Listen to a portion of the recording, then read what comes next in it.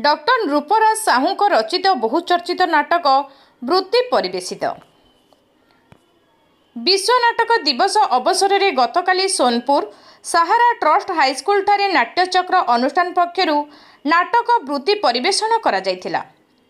सुवर्णपुर जिलापाल डॉक्टर नृपराज साहू द्वारा रचित और गदाधर बारिक निर्देशन परिवेशित एही नाटक सौम्यकांत मिश्र, श्रद्धांजलि मिश्र, श्रद्धांजलि षडंगी प्रमुखों सह अन्य समस्त कलाकार निखुण अभिनय करथिले, जहाँकि अतिथि और दर्शकों पाई खूब मनछुआ थिला।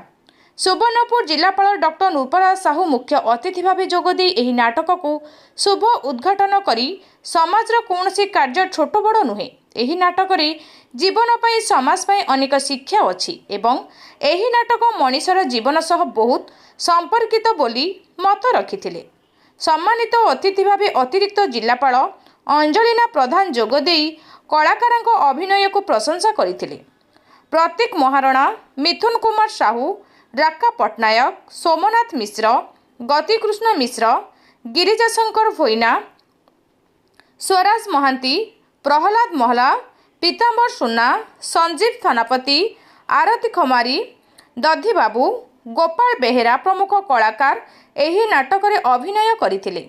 एही अवसर रे भेटरान म्यूजिशियन उमेश कुंभार को नाट्यचक्र पुरस्कार रे संबर्धित करा जायथिला। हजार दर्शक नाट्यप्रेमी नाटक वृत्ति को मनभरी उपभोग करथिबा बेले अनुष्ठानर समस्त सदस्य सहयोग करथिले।